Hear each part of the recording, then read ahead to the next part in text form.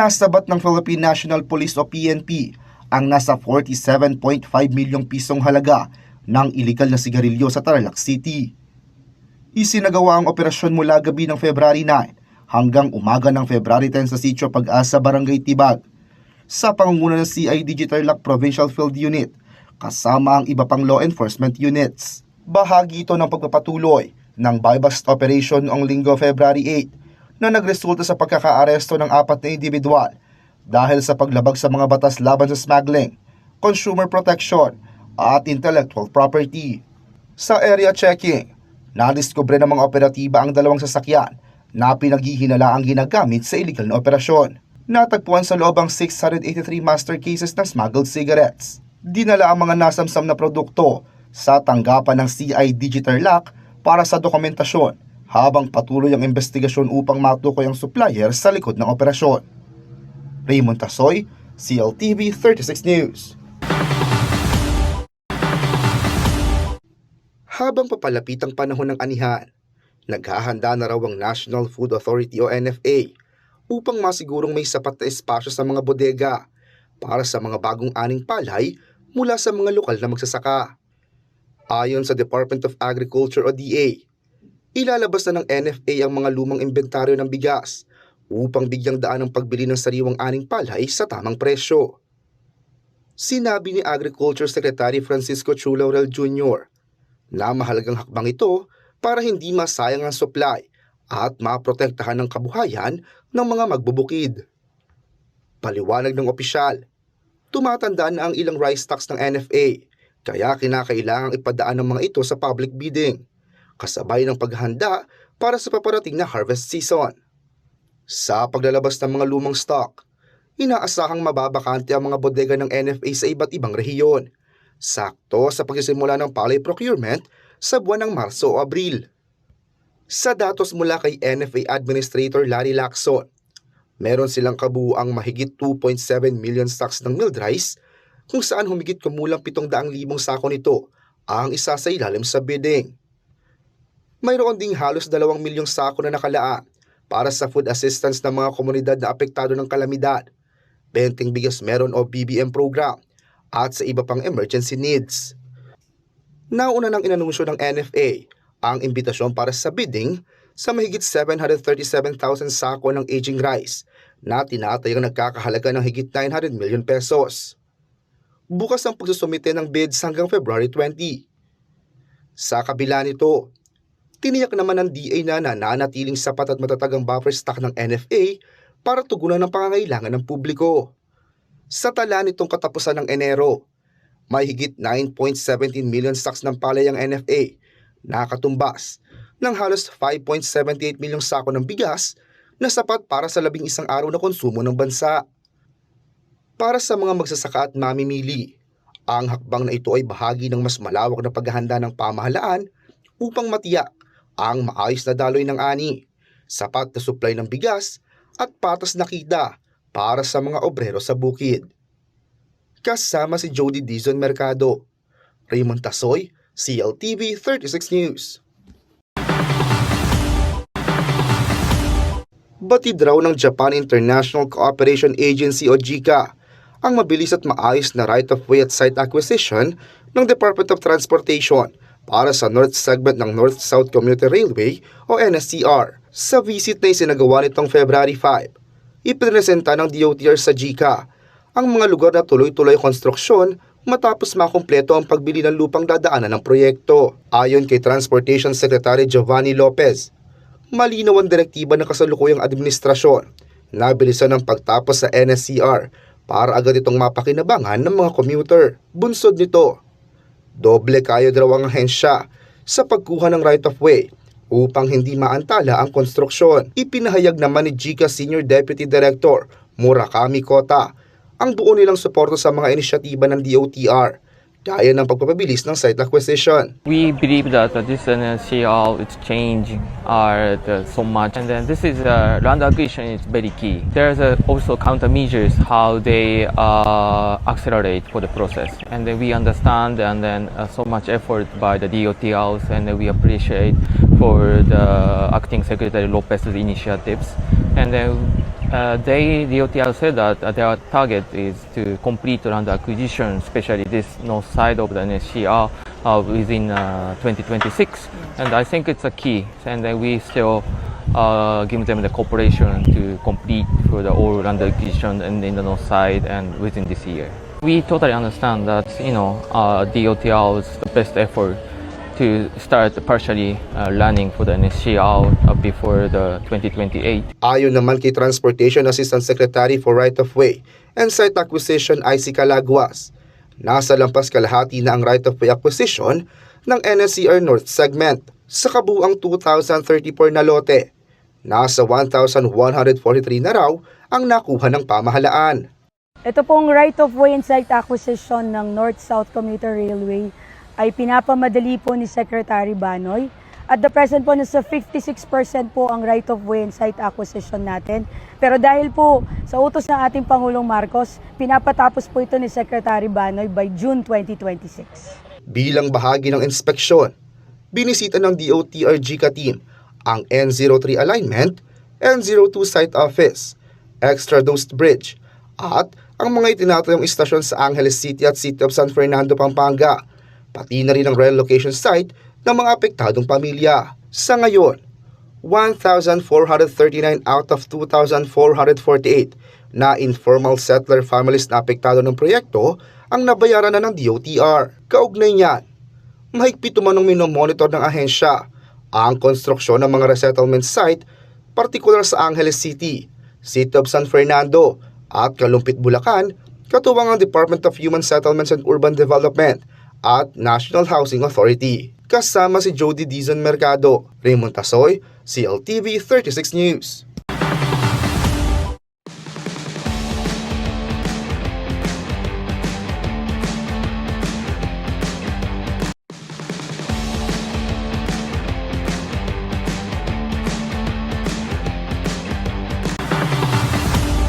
Sa gitna ng kakulangan sa pasilidad at mga batang nag-aaral sa masisikip at minsan ay sirang silid-aralan, inanunsyo ni Pangulong Ferdinand Marcos Jr. ang paglalaan ng humigit kumulang 9.6 billion pesos na pondo para sa pagtatayo ng 4,000 bagong classroom sa iba't ibang panig ng bansa. Kasabay ito ng paglagda sa Memorandum of Agreement sa pagitan ng Department of Education at mga lokal na pamahalaan. Ayon sa Pangulo, ang naturang pondo ang magsisilbing unang yugto ng nationwide classroom construction program na layong tugunan ng matagal ng kakulangan sa mga pampublikong paaralan na umaabot sa higit 145,000 classrooms batay sa datos ng DepEd noong December 2025. Makakatanggap daw ang mga pamahalaang panlalawigan ng 4.1 billion pesos para sa tinatayang 1,200 classrooms, habang ang DepEd naman mangangasiwa sa pagbili ng halos 2,800 prefabricated classrooms na nagkakahalaga ng mahigit 5 billion pesos. Sa ilalim ng kasunduan, ang mga LGU ang magpapatupad sa aktual na konstruksyon, rehabilitasyon at pagpapabuti ng mga silid-aralan sa kani-kanilang nasasakupan alinsunod sa pambansang pamantayan. Ang DepEd naman ang magtatakda ng mga prioridad ng paaralan, magbibigay ng standard design na technical specs at magsasagawa ng pagsusuri para matiyak ang kaligtasan, kalidad at accessibility ng mga gusali. Kapwa rin maghahati ang DepEd at LGU sa responsibilidad sa pondo, monitoring at pangmatagalang maintenance sa mga itatayong gusali upang matiyak ang transparency at accountability. Sa pinagsamang aksyon ng pambansa at lokal na pamahalaan, umaasa ang administrasyon na mas maraming batang Pilipino ang magkakaroon ng mas ligtas, maaliwalas at mas angkop na espasyo para matuto. Ako si Jody Dizon Mercado para sa CLTV 36 News. Wala pa raw pinal na desisyon si Pangulong Ferdinand Marcos Jr. sa posibilidad na pagkalooban ng clemency ang dating detainee at dating overseas Filipino worker na tubong Nueva Ecija na si Mary Jane Veloso ayon sa Malacanang. Sinabi ng palasyo na patuloy na sinusuri ng Office of the Executive Secretary ang mga umiiral na legal na probisyon at ang mga naging talakayan ng Pilipinas at Indonesia kaugnay ng kaso. Lumabas ang pahayag kasunod ng mga tanong kung nakarating na sa Pangulo ang petisyon ng pamilya ni Veloso para sa pagpapagaan ng kanyang sentensya. Samantala, muling umapela si Veloso sa publiko para sa kanyang paglaya. matapos ang mahigit 16 na taong pagkakakulong sa kasong mariin niyang itinatanggi. Naaresto si Veloso sa Yogyakarta, Indonesia noong 2010 matapos matagpuan ng heroin sa kanyang bagahe.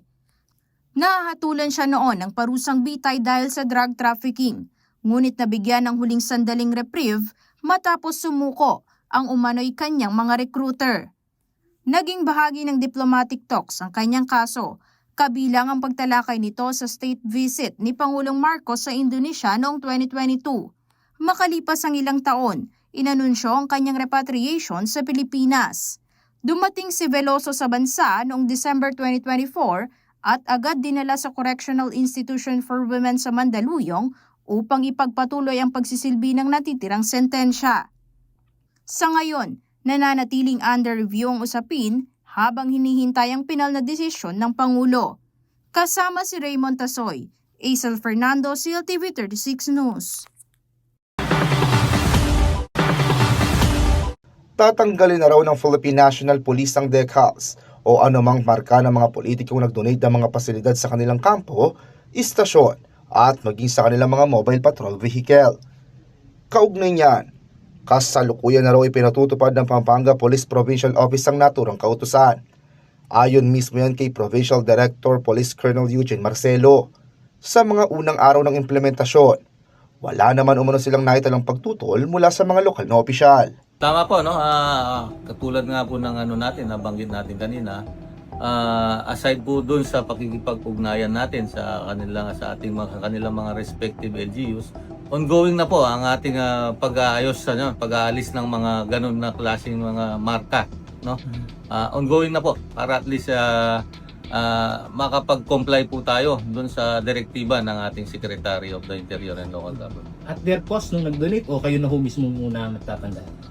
At kakayanin na po natin yan at least para makapag-comply po tayo. Pero rest assured, yung ating activity dyan tuloy-tuloy po. Hindi naman sa napapangiti ang inyong lingkod.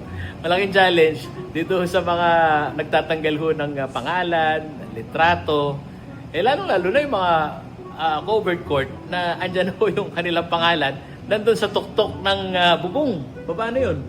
Tama po, kaya nga po patuloy ang ating ugnayan, pakikipag-ugnayan regarding doon sa mga ganong klaseng mga struktura, no?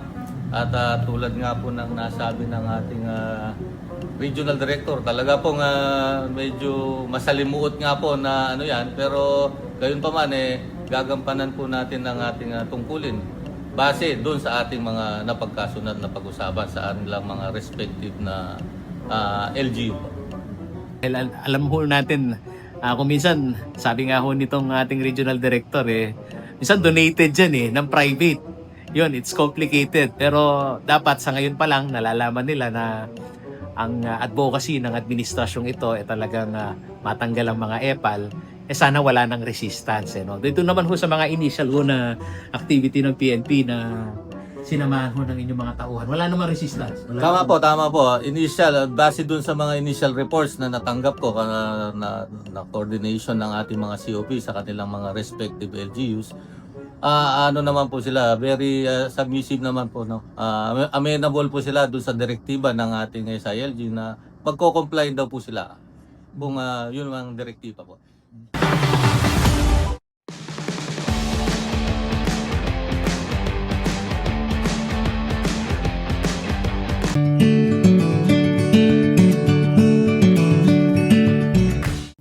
Bumuhos ang kasiyahan, talento at galing sa pag-awit ng mga kalahok sa senior citizen sa singing contest na ginanap sa Bacolor Municipal Grounds nitong Lunes, February 9. 18 senior citizens mula sa iba't ibang barangay ng munisipyo ang naglalaban-laban upang tanghaling kampyon ng paligsahan. Pero bukod sa kanilang performance, nagkaroon din ng masiglang tugtugan ang instrumental group mula sa Angeles City Trade School at nagbigay aliw din ng sayaw ng mga leader ng Senior Citizen Association ng nasabing bayan. Ayon kay Mayor Di Mandato, layon ng aktibidad na bigyang daan ang mga nakatatanda na maipamalas ang kanilang boses at husay sa entablado. Mahalaga yan dahil naman pag wala yung matatanda, wala rin naman tayo. So talagang inaalagaan natin yan para lalong umaba yung buhay. At pinasasaya natin tulad ng ginagawa natin ngayon para malibang sila at may share nila yung kanilang talent sa ating mga bata pa. So mahalaga po sila. Iginiit din ng alkalde ang halaga ng pagpapadama ng respeto sa mga nakatatanda at pagkilala sa kanilang papel sa pamilya at lipunan. It is written, you want to have happy and successful life, respect your father and your mother. At yan ay mga magulang din natin, yung mga senior citizen na yan. So respeto ibigay sa kanila at babalik din sa iyo ang respeto. Binanggit naman ng chairman ng Senior Citizen Association na si Councilor Sticky Blanco ang misyon ng inorganisan nilang patimpalak na palawigin ang pangangalaga sa matatanda sa kanilang Balen Bacolod. Magumsing development ne kaya tabi la rin senior citizen keng even though nasabihan mo tutuan na lang o magkaida dali mag-ating gagayad dala retang sosopan la pero retang proactive retang productive pa asaw pla mimisip la para nano masanting making Balen Bacolod kaya palakpakan tala po rin senior citizen na ng Balen Bacolod. Nakalpusalam. Sa pagtatapos ng senior singing contest, nasungkit ni Tatay Angelo Feliciano ng Barangay Talba ang kampyonato. Pumangalawa naman si Renato Paulino ng Tinahero. At third place naman si Romerico Dizon ng Parulog. Masaya, siyempre. Kung suko takalaing akong mag-champion. Nung wari mo po, wari katuwaan mo ka na ako. Pero salamat ko kay Babo. Di akong migwagi. Dakal punta ka lang, salamat. Ipinapakita ng mga ganitong paligsahan na nanatiling buhay ang talento at sigla ng mga nakatatanda sa Bacolor. May puwang at papel pa rin sila at nananatiling aktibong bahagi ng komunidad. Kasama si Reniela Tugay, Aisel Fernando, CLTV 36 News.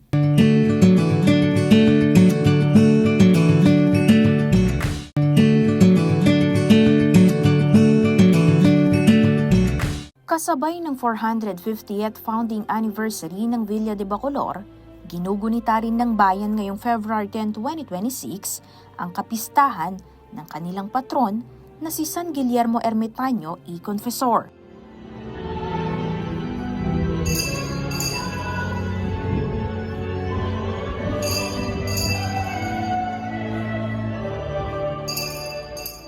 Para sa mga Bacoloreño, hindi lang tradisyon ang okasyon, pagbabalik tanaw rin ito sa pananampalatayang hinubog ng kasaysayan at pagsubok ng panahon. Taong 1576 nang itinatag ang San Guillermo Parish Church, kasabay ng pagkakatatag ng Bacolor bilang isang bayan.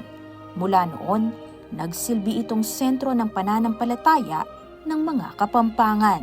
Noong 1880, winasak ng malakas na lindol ang simbahan, pero muli itong itinayo noong 1886 sa pangunguna ni Father Eugenio Alvarez, patunay ng matibay na pananalig ng mga naunang Bacoloreño. Unang-una, ang piyesang San Guillermo, ito ang original na kapistahan ng bayan ng Bacolor.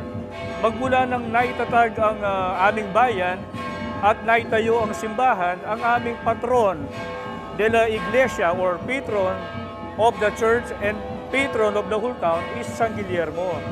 At yung piyesang San Guillermo, from 1576 hanggang 1839, ito talaga yung town piyesa namin. So nung pumasok yung Lanabal piyesa, that was the time na nagkaroon ng dalawang piyesa. Ultimately, ang Virgen de Lanabal naideklara bilang patronas del municipal or patron of the entire municipality, while San Guillermo dineklara bilang patron del Iglesia or patron of the church. Kaya hanggang ngayon, ang ating simbahan ay nakapangalan kay San Guillermo. Sa pagdaan ng mga taon, nanatiling mahalaga ang kapistahan ni San Guillermo bilang paalala ng pinagmulan ng Bacolor at ng unang patron na gumabay sa espiritual na buhay nito. Malalim din ang dahilan kung bakit si San Guillermo ang napiling patron ng simbahan. Dahil ang founder ng Bacolor, according to historians, ay si Guillermo Manabat. Siya isang mayamang hasindero, may-ari ng malalawak na lupa At sa lupaing ito na pagmamayari ni Guillermo Manabat, dito tinayo ang ating simbahan sa Bacolor. So as a sign of gratitude, yung mga paring Agustino, pinili nila si San Guillermo Ermitaño y Confesor bilang patron ng Bacolor out of gratitude kay Guillermo Manabat, the founder of Bacolor. Ngunit higit pa sa lindol at paglipas ng panahon, isang trahedyang hindi malilimutan kailanman ang muling sumubok sa pananampalataya ng mga taga-Bacolor. Ang San Guillermo Parish Church ay kilala rin bilang half-buried church matapos matabunan ng lahar nang pumutok ang Mount Pinatubo noong taong 1991. Isang tahimik, ngunit makapangyarihang simbolo kung paanong nagbago man ang anyo ng simbahan na natiling bukas ang pintuan nito para sa pananampalataya. Ito yung middle window ng San Guillermo Parish Church bago pa man matabunan ng lahar nang pumutok ang Mount Pinatubo. Pero ngayon, ito na ang nagsisilbing pintuan ng mga deboto. Unang-una, ang simbahan ito ay simbolo ng katatagan, resiliency, pananampalataya ng mga taga-Bacolor. Tignan mo, kahit natabunan yan, kahit nung nalahar ang Bacolor, people kept on coming.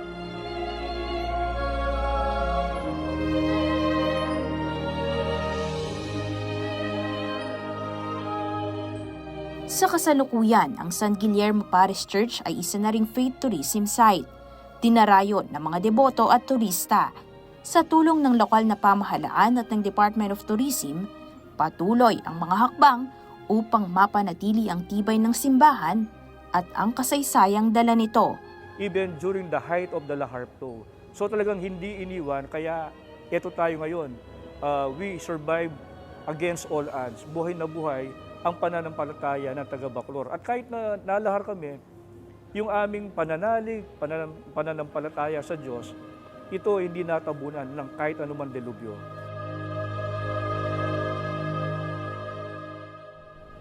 Sa kabila ng mga trahedya na kinaharap ng Villa de Bacolor at ng San Guillermo Parish Church, nananatili itong matatag. Aisel Fernando, CLTV 36 News.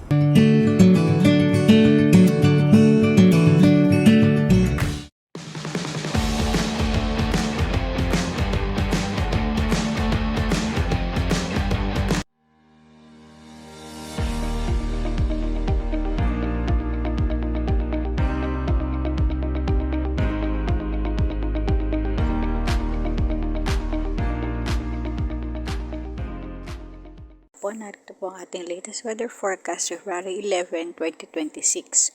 Shear line na nakakaapekto sa silangang bahagi ng Southern Luzon at Visayas. Northeast monsoon naman po nakakaapekto sa natitirang bahagi ng Luzon. Ang Bicol Region, Eastern Visayas, Quezon, Oriental Mindoro, Marinduque, Romblon, Aklan at Capiz ay makakaranas ng maulap na papawiri na may kalat-kalat na pag-ulan at pulupulong pagkulog, pagkidlat dulot ng shear line. Ang Cagayan Valley, Apayao, Kalinga, Mountain Province, Ifugao at Aurora ay makakaranas ng maulap na papawiri na may mahinang pag-ulan dulot ng Northeast Monsoon. Ang Metro Manila, Ilocos Region at natitirang bahagi ng Cordillera Administrative Region, Central Luzon at Calabarzon ay makakaranas ng bahagyang maulap hanggang sa maulap na papawiri na may pulupulong mahinang pag-ulan dulot ng Northeast Monsoon. Ang natitirang bahagi ng bansa ay makakaranas ng bahagyang maulap hanggang sa maulap na papawiri na may pulupulong pag-ulan, pagkulog at pagkidlat dulot ng easterlies. Pinag-iingat po ang ating mga kababayan sa posibleng flash floods at landslides dulot ng katamtaman hanggang sa malalakas na pag-ulan. Para po sa karagdagang impormasyon, maaari niyo pong bisitahin ang Pag-asa website at ang aming social media pages. Mula po sa DOST Pag-asa Clark Weather Station, Bernadette Lusiga.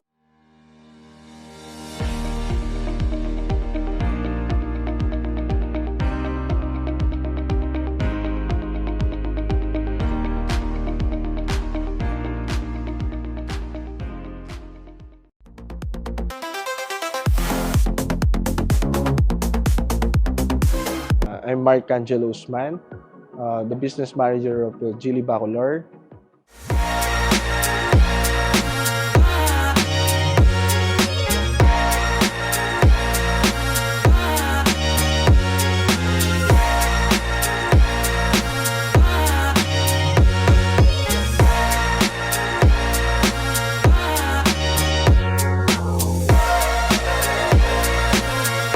all new Cool Ray namin, marami siyang pagbabago. So, recently, yung Cool Ray namin, yung itsura niya, different dito sa bagong ngayon. Dahil facelifted to, so marami siyang binago, including dito sa hood, meron siyang nakalagay na parang black mesh na dito, na nilagay na as accessories. Sa mismong gulong niya, same, nag-iba rin yung itsura. Ilaw niya, hindi katulad dati. Yung ilaw niya kasi is separate din sa dalawa. Sa loob naman, yes, nagbago din yung loob niya dahil mas naging sporty look yung kanyang style. Sa seat pa lang, makikita mo na sporty leather na yung nilagay nila. Including dun sa multi-info display niya. Kung dati, separately yung dalawang infotainment and multimeter cluster, ngayon kasi, in-integrate nila yung dalawa. Now, ang current deals ni Cool Ray Sport Plus is nasa 35,000 ang down payment. All-in na yon. So, free na yung insurance, shuttle mortgage, and LTO registration. Yung monthly natin or monthly amortization natin for 5 years is amounting to 26,900 pesos. Ang presyo natin kay Cool Ray is 1,299,000. So, yung 24/7 na LGC Cares program, kasama lahat yung mga unit natin dyan. For the safety, superb ang safety nito dahil dun sa 360 camera or yung all sides ng camera, ngayon, upgraded version siya, naging 540 degrees camera. So, pati yung transparent view, makikita na natin sa kanya. Bali, yung transparent view, additional na features yun, makikita mo yung underneath ng sasakyan mo. And additional safety, it can park itself. For the safety pa rin, 6 SRSA airbags yung included sa unit natin. 1.5 pa rin siya, kaya lang 4-cylinder na siya. Dati kasi, we have 3-cylinder pero turbocharged. Right now, 4-cylinder and turbocharged din. Hindi ka nabibitin dahil meron siyang 3 different driving modes, which is the sport mode, the eco mode, and the comfort mode. Ang masasabi ko lang kay Cool Ray Sport Plus, value for money yung magiget mo dito. Kasi worth yung 1,299,000 for this car. Kasi makukuha mo to sa ibang brand for the amount of 2 million, I think. Sa Cool Ray, 1,299,000 lang. Get mo yung mga smart features, yung future features na napadating ngayon sa mga ibang brands. You can reach us at 0918-854-2766 and look for yours truly, Mark Angelo Usman. And also inviting all the interested buyers for the Cool Ray Sport Plus na pumunta sa dealership located at Osebad Santos Avenue, Barangay Macabacle, Bacolor, Pampanga, beside Max's Restaurant po. So sa mga families out there, I'm inviting you to have a look on our Geely Cool Ray Sport Plus. Kung gusto na ninyong i-upgrade ang mga sedan natin into a compact SUV, I think this is the time na ma-check nyo yung ating Cool Ray Sport.